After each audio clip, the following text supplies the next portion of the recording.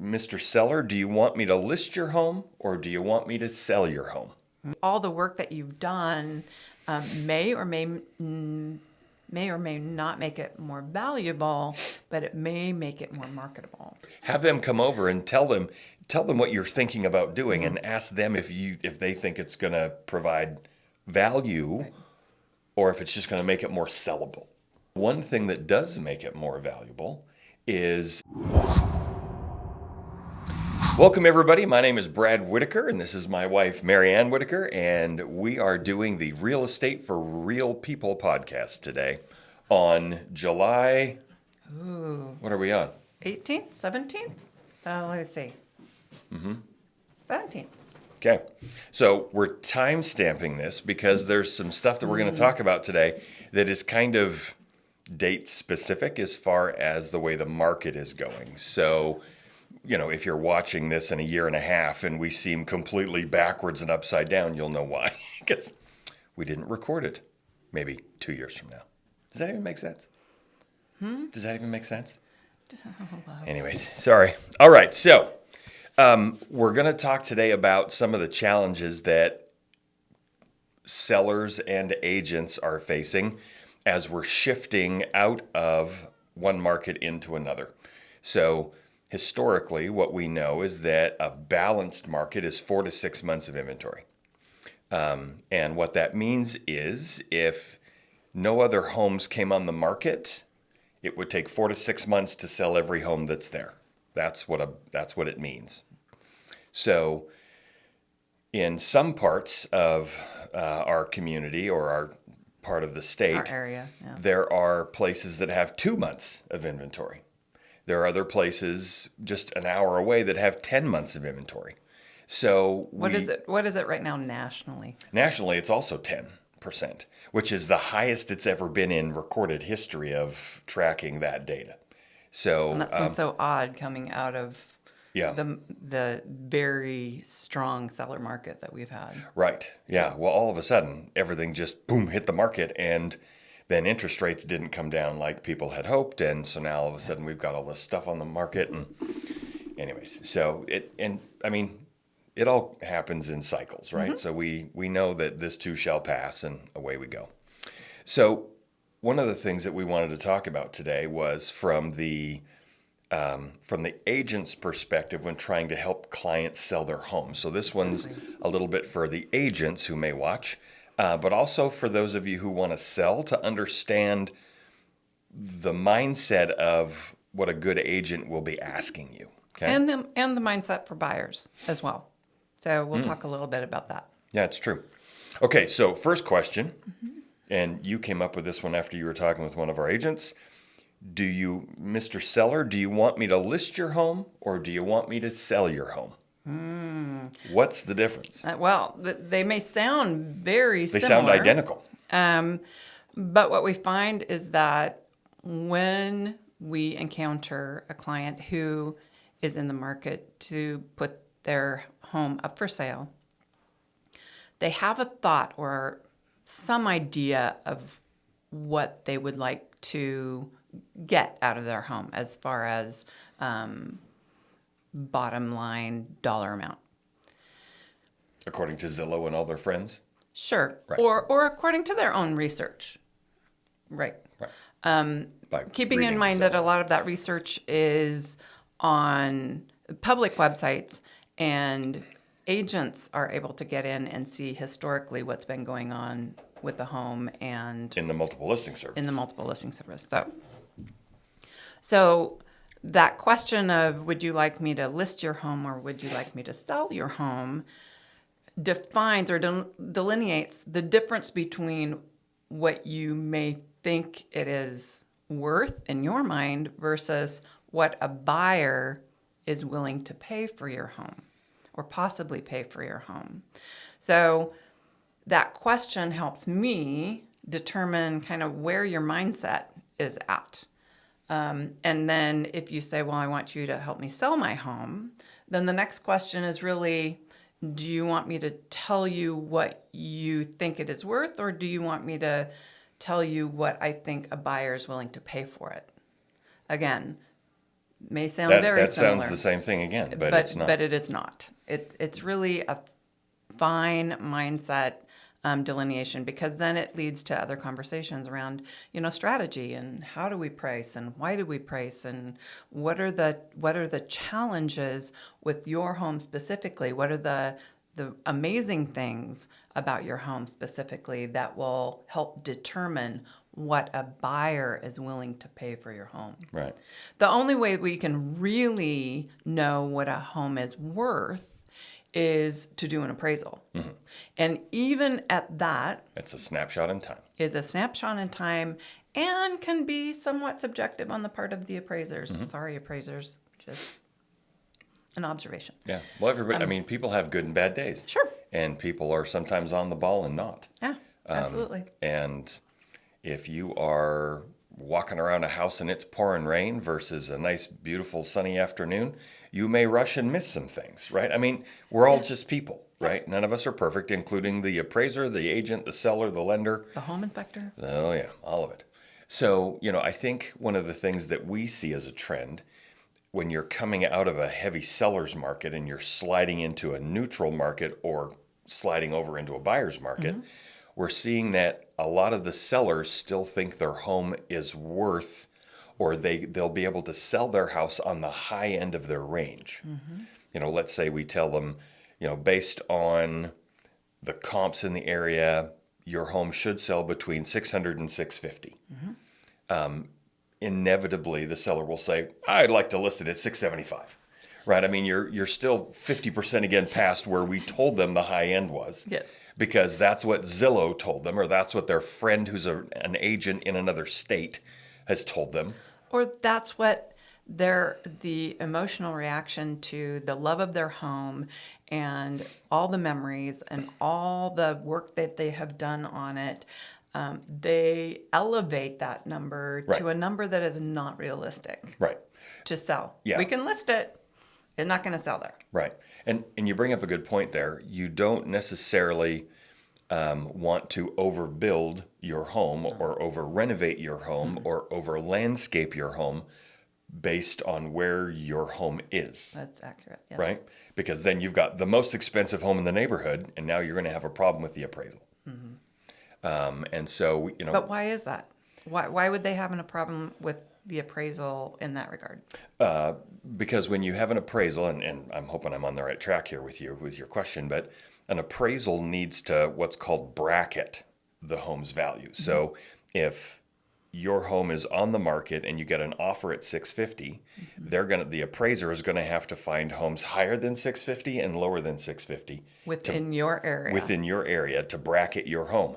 Now, depending on where you live, the underwriter for the lender may give the appraiser some leniency. Maybe they can go 5, 10, 15 miles because you're on a 20-acre parcel. Right. And that's there aren't very many of those around. Right, but that's how far you have to go to find a good Yep. sample of 20-acre parcels.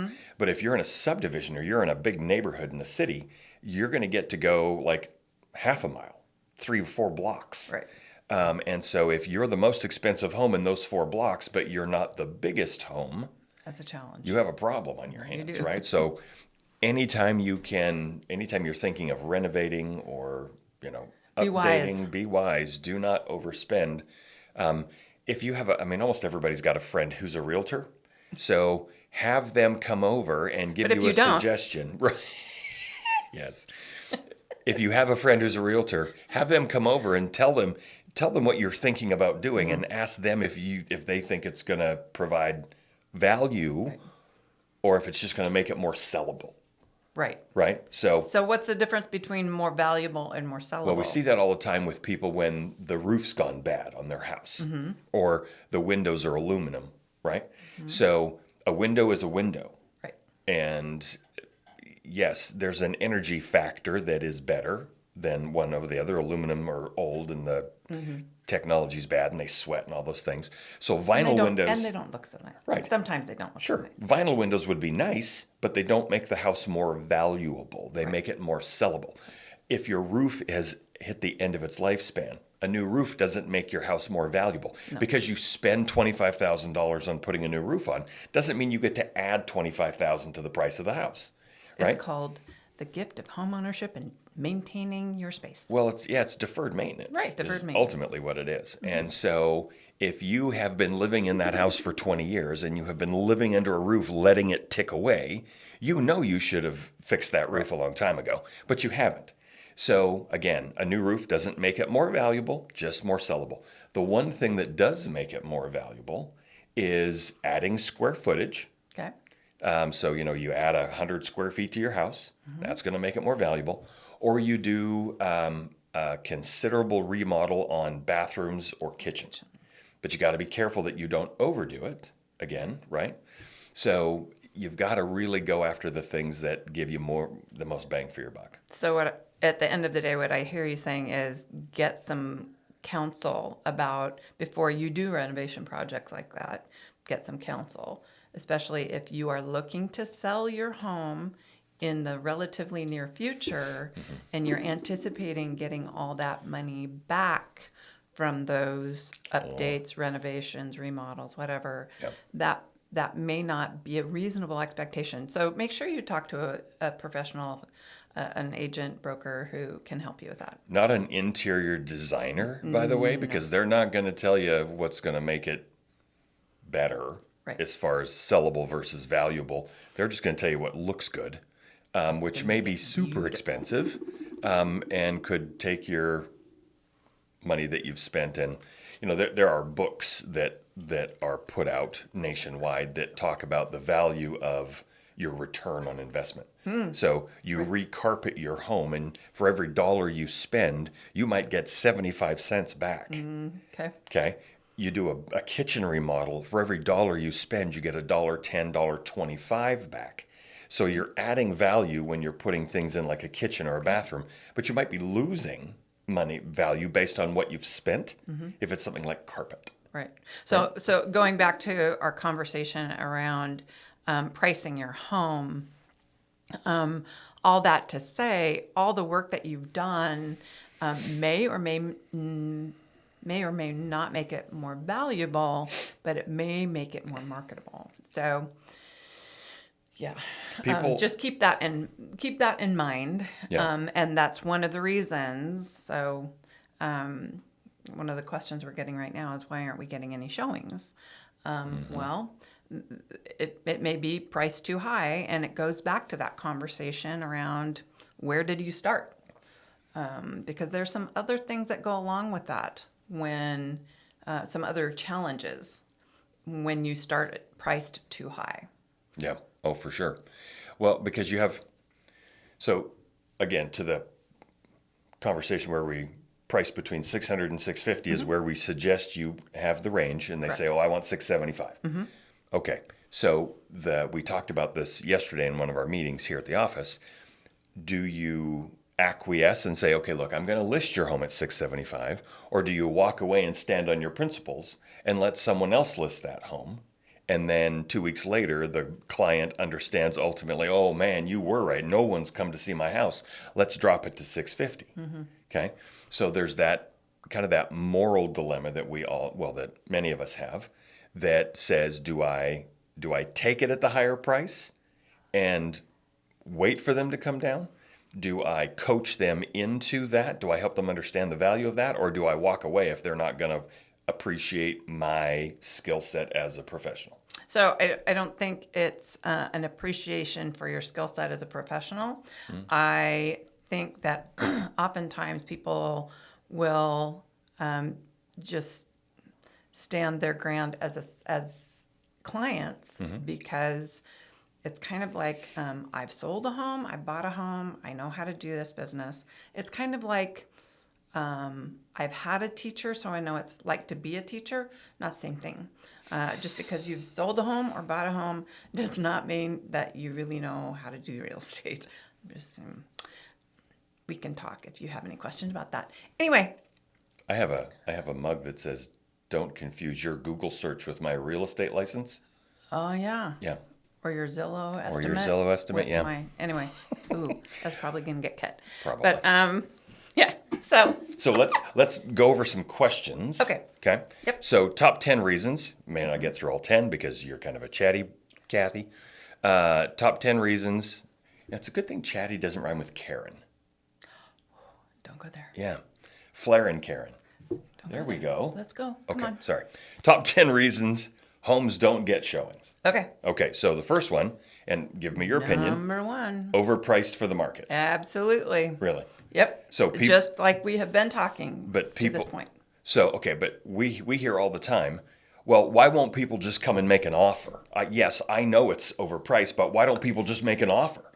Why doesn't that process or philosophy work? I don't know that it's in my almost 10 years of real estate. I don't know that that frame of mind has ever worked. No.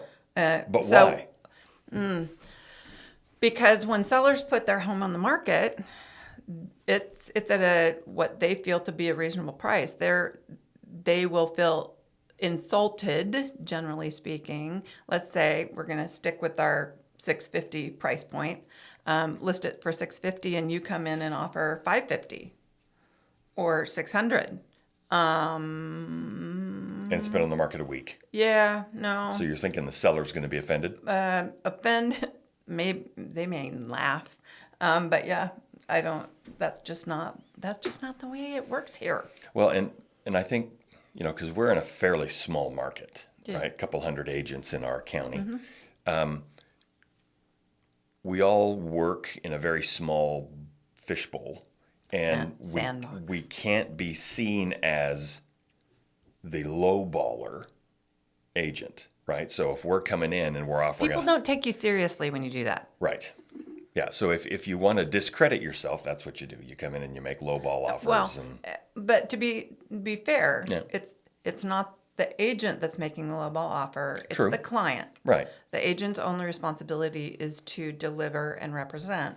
Okay, but the you're client. also at some point letting the tail wag the dog if you're not coaching your clients and helping them understand the reality of the Yes, market. maybe, but at the same time, if the client sticks with that, Mm-hmm. our jobs as agents, broker agents, is to make sure that we deliver that contract or that purchase. I agree. Yes. Offer. Ultimately, So, that's where it I ends. mean- Yeah. So, but just be warned, just be aware. Mm-hmm. Yeah, It can be problematic. it can. Okay, so next question. Mm. Or next, top, in the top Number reasons 2. that homes don't get showings, lackluster or poor quality photos. Sucky marketing. Are you saying my iPhone pictures don't cut it? I'm saying that if you want the best representation of a property, an iPhone's probably not going to do it. It's not a requirement of the multiple listing service that you have professional photos, but what's the algorithm for how many seconds do you have to capture somebody's attention? 1.2. 1.2 seconds. Okay. See, it took me 1.2 seconds to answer that. Very good. Right. Yeah. So as people are looking online at your media, you've got that long to capture somebody's attention. If you're marketing your videos and or photos are not of high quality or don't represent the property well, chances are they're going to swipe right or whatever they're going to do. Swipe up, swipe down, whatever. And the other piece to that is we have an extremely educated buyer base. And so when they're seeing all kinds of listings that have excellent photography and videography and drone work and Matterport and all these things, right? And then they come across your iPhone pictures and they go, ooh, and you're gone. So you've tried to save yourself $200 or $300, and you've blown that potential buyer for your seller. So sellers, Our encouragement would be that please encourage your agent to have professionals do the work. that's part of your negotiation when you're hiring an agent. But what if they have their own DSLR camera? The agent does. You're going to let them, I would stick with that suggestion that you have a pro come in. So, Unless they have been a photographer? sure. Yes. If they have done that as a profession, Right. and they have a portfolio and they can demonstrate Yeah. That they're good at taking pictures? Yeah. I But- mean, so we, as an example, we may have an agent, a person coming on that has been a professional photographer. A professional real estate photographer. Yes. Right. And he is considering moving into being a real estate agent. Right. Okay. I think it would be wise to have him take his own photos. Sure. That's one thing. Me, not so much. But even if you had the exact same cameras as him, right? I don't have the eye. I don't have the training. I don't have any of those things nor have I been paid and have a portfolio to do that kind of thing. Right. Yeah. And there's a difference between somebody who does portraits and wedding photos and real estate photography. I mean, it's just, it's a different eye for those items. So please For make sure. sure that and when you're looking at marketing, there are some really great things to do and some really great things not to do, right? Like what? So, well, What not to do? the minimum list are professional photos, right? Okay. So that's a to-do. If you can encourage your agent to do some kind of a Matterport 3D scan. So what is that? So it's a camera that comes in and takes all kinds of pictures of the inside of the house and then stitches them together to allow the client, no matter where they are in the world, to walk through your home at any hour of the day without actually being there. So Matterport is just, it's a brand name of a camera. Matterport is a brand name, Okay. yes. And then with that comes a floor plan. Now that floor plan is the dinger, right? Because it has measurements of every room. And if you're trying to figure out if grandma's dining room table fits here or my master bedroom suite fits there, it's nice to know the measurements. So NAR's statistics show that the consumers, National Association of Realtors. yes, thank you, that the consumers' desire to have that is steadily increasing from the time that camera became an option and the floor plans became an option, not drafted by an architect, Sure. right? More and more and more consumers want to see that floor plan. So if you want to present your property at its best, you should have a floor plan. I think the other really strong benefit to that as well is if you've done remodeling or increased the size of your home, to have a Matterport that can measure the square footage And because calculate it. Calculate it, because that square footage may not match what the county has recorded if you've done any additions. So And the appraiser may miss it as well. yeah. So it's always nice to have that. Yeah, for sure. Okay, one next topic. Yep. Unfavorable location. So this is a challenge, huh? Because You can't move your house very easily. and you can't move I-5 No. Or train freeway tracks. or train tracks. So But can part you of move a really bad neighbor? you know. You can't really move them either. No. Okay. So some of these things that are challenges to a sale are not necessarily Fixable. anything, that you can really do about it.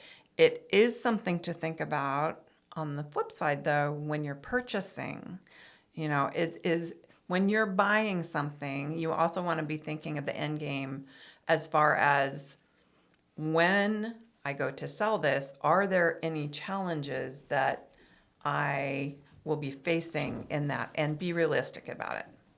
Right. So there are some things that you can't fix, Right. but you will have to consider a price adjustment because To of them. accommodate. Yes. To accommodate. Yeah. Right. Exactly. Okay. Excellent. Okay, so what happens if a home's on the market for too long?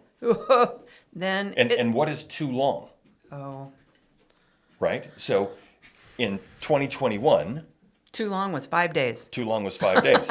Too long now is 5 months. Well, Right? Yeah. I mean, I mean, if it's still there after 90 I would- days and it hasn't I would come just off say, the yeah, market. I would say 90 days. Right. I would say, or even maybe 60. It feels, when people look at 45 to 60 days and it's still on the market, people start to wonder why.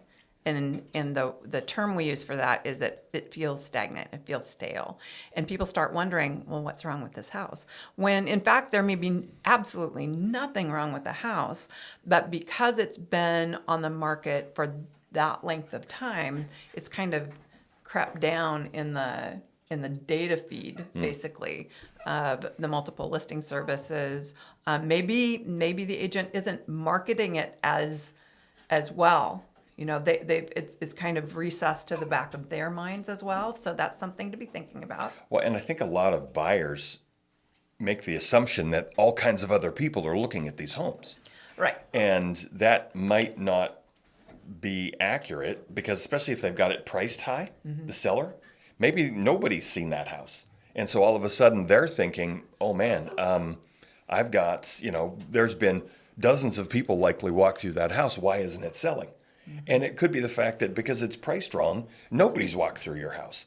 But it still means that it still could be that other people are thinking, oh, there's a problem. Yep. When really the only problem is the high price.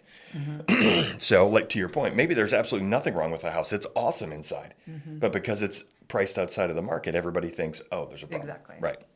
So because we're kind of getting to the end of our time, so the other items on this list, and we may talk about them in the future. Part two. Huh? Part two. Yep, possibly so. Okay. Teaser. Part two. Teaser alert. Limited showing availability. So let's say people ask to see your home, and for whatever reason, you are unable to accommodate them all the time. That's a problem. Condition or curb appeal issues. So make sure that it looks good on the outside. I have to take the couch off the front porch and take the transmission out of the driveway? It'd be a good idea. Oh, man. Weak online presence. So do you have a website for your house? Does the agent provide that? All the marketing, all the social medias, all the, like we talked about before, video, all those kinds of things.